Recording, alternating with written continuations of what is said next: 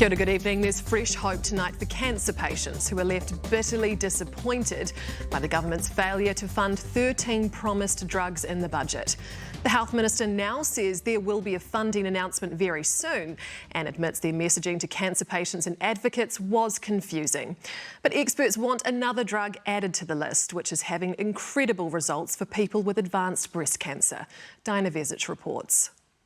It was the 21st of August 2023. Today we're announcing that National will invest $280 million over 4 years to fund the 13 cancer treatments the New Zealand Cancer Control Agency says provide substantial clinical benefit that are funded in Australia but not here in New Zealand. But come this week's budget, a broken promise causing broken hearts for cancer patients. Can you understand their disappointment? Yes, I can.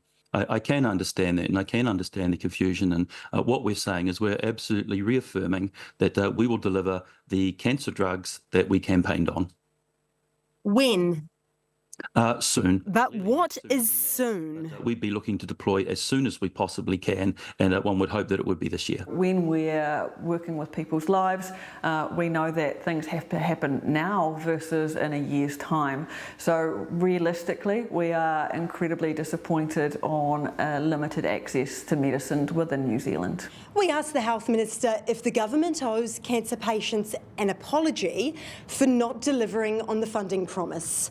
Well, he didn't go that far. He did admit that the government could have done better when it came to communicating when the drugs would be funded.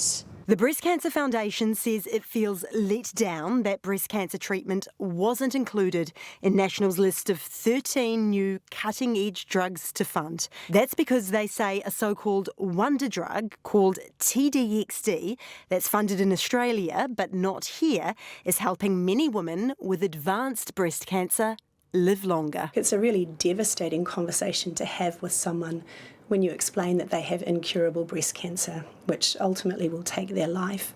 But it gets a whole lot harder when you then have to admit the drugs that I have to offer look a bit different from what they would get overseas. Maggie Ngatai has advanced breast cancer. She celebrated her birthday this week, but it wasn't an easy day with her latest round of chemo hitting hard. I was able to get out of bed eventually at about 6 p.m. and that was all I was able to manage.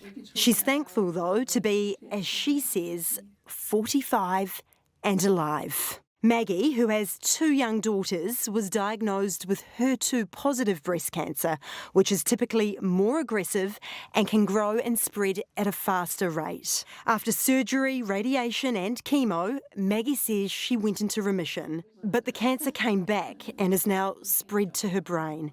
She's moved in with her mother to help with her care. Her doctors have recommended the unfunded TDXD. My understanding is that without this, there are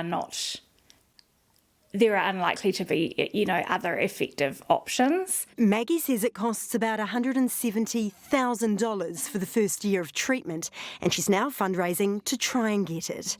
Pharmac says this drug is on its options for investment list, which means that if they had the money, they would like to fund it. I want to do everything that I can to extend my life for my children at age 7 and 11. But without any funding, extending Maggie's life comes with a hefty price tag that she can't afford.